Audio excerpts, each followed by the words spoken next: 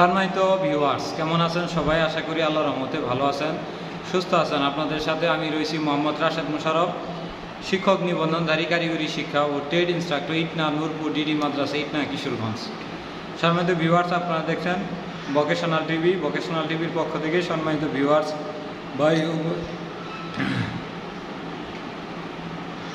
ভাই ও বোনদের জানাই আন্তরিক শুভেচ্ছা ও অভিনন্দন। সম্মানিত ভিউয়ার্স, আমার নিজ জেলা জামালপুর ও নিজ উপজেলা সরিষাবাড়ি উপজেলা। তো সম্মানিত ভিউয়ার্স, ভোকেশনাল টিভিতে মাত্র 200 টাকা সার্ভিস চার্জের বিনিময়ে আপনারা আমাদের সেবা গ্রহণ করতে পারেন। অর্থাৎ দিনরাত 24 ঘন্টা আমাদেরকে এই শিক্ষক নিবন্ধনের 18তম লিখিত, 19তম এবং প্রাইমারি এবং সরকারি 3য় ও 4th শ্রেণী গণবিজ্ঞপ্তি সম্পর্কিত যে কোনো বিষয়ে আমাদের পরামর্শ, সাজেশন সহ সব বিষয়ে জানতে পারবেন এখন থেকে আপনার 200 টাকার বিনিময়ে। তো এই সার্ভিস চার্জটি আমাদের বিকাশ নম্বর দেওয়া রয়েছে ডেসক্রিপশন বক্সে, সেখান থেকে দেখে নেবেন অথবা কমেন্ট করবেন।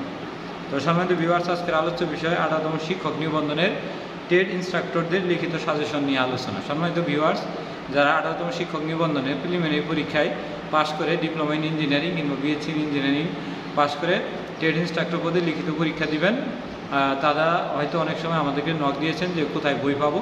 তাদের একটি শর্টকাট বিষয় বলে দিই যে 18তম শিক্ষক নিবন্ধনের লিখিতর জন্য, ট্রেড ইনস্ট্রাক্টরদের লিখিতর জন্য, অর্থাৎ general electrical works, general electronics works, apparel manufacturing basic, তারপরে agro base food, pumping and pipe fitting, civil drafting with CAD, mechanical drafting with CAD, general mechanics সহ সকল ট্রেডের অর্থাৎ 21টি ট্রেডের জন্য কোনো বিশেষ বই লিখিত 18তম শিক্ষক নিবন্ধনের ট্রেড ইনস্ট্রাক্টরদের কোনো লিখিত বই বাজারে বের হয় নাই, তাই খোঁজাখুঁজি করে কোনো লাভ হবে না। তো আপনারা সর্বপ্রথম কী করবেন, 18তম শিক্ষক নিবন্ধনের লিখিত সিলেবাসটা, এনটিআরসি লিখিত সিলেবাসটা ডাউনলোড করবেন। তারপরে স্ব সাবজেক্টের জেনারেলভুক্ত যে সকল প্রতিষ্ঠানে ভোকেশনাল রয়েছে, অর্থাৎ নবম দশম শ্রেণী ভোকেশনাল রয়েছে, সেখান থেকে আপনার স্ব ট্রেডের ট্রেড 1 এবং ট্রেড 2 বই দেবেন। ধরেন আপনার সাবজেক্টটি হলো জেনারেল ইলেকট্রিক্যাল ওয়ার্কস, তাহলে আপনি কি করবেন, ওই প্রতিষ্ঠান, যে সকল প্রতিষ্ঠানে জেনারেল ইলেকট্রিক্যাল ওয়ার্কস রয়েছে, যেমন আমাদের দেশে সিসিভুক্ত 640টি প্রতিষ্ঠানে জেনারেল ইলেকট্রিক্যাল ওয়ার্কসের অংশ আছে।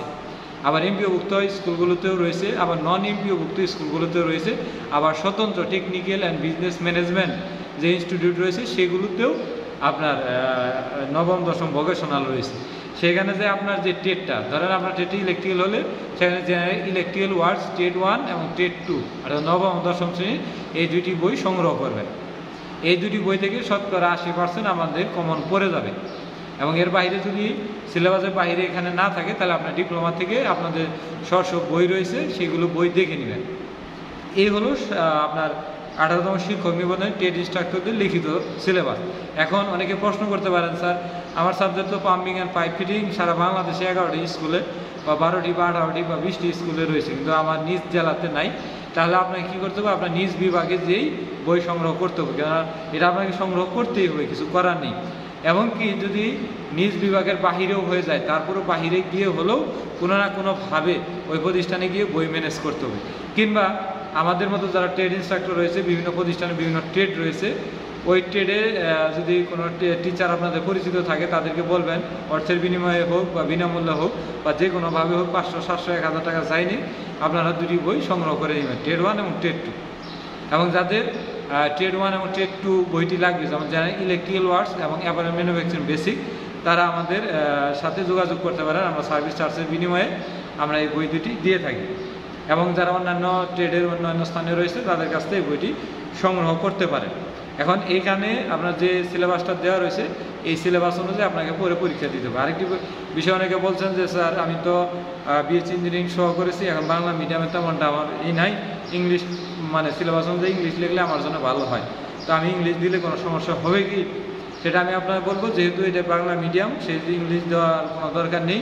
তবে বাংলা ইংলিশ মিক্সড করে, ধরেন 50% ইংরেজি 50% বাংলা মিক্সড করে এরকম যদি দেন, বা একটু বাংলার সংখ্যাটা 60% বা 70% রেখে 30% ইংরেজি রাখলে, তাহলে সেটা সবচেয়ে ভালো হবে। যেমন আমি এরকমভাবে দিয়েছি 20% বা 15%-এর মতো ইংলিশ শব্দ ব্যবহার করছে, আর বাদ বাকি ক্ষেত্রে বাংলা ব্যবহার করছে। সেক্ষেত্রে এটা ভালো হবে। সম্পূর্ণ ইংলিশ মিডিয়াম না লেখাই উচিত বলে আমরা মনে করি। যদি লেখেন তা আপনার নিজ দায়িত্বে লিখতে পারেন, তো এক্ষেত্রে আপনার ক্ষতির সম্ভাবনা বেশি। তো এইভাবে আপনি পার্শ্ববর্তী ভোকেশনাল প্রতিষ্ঠানগুলোতে যেয়ে টেট 1 এবং টেট 2 সংশ্লিষ্ট ট্রেডে, যেমন আপনার যদি মেকানিক্যাল থাকে জেনারেল মেকানিক্স 1 এবং জেনারেল মেকানিক্স 2 বইটি সংগ্রহ করে আপনি পড়াশোনা করবেন। আশা করি 18তম শিক্ষক নিবন্ধন লিখিত পরীক্ষায় 80% আপনি এইখান থেকে পাবেন, আর 20% বাহিরে কিংবা ডিপ্লোমার বই থেকে ঘরে আসবে।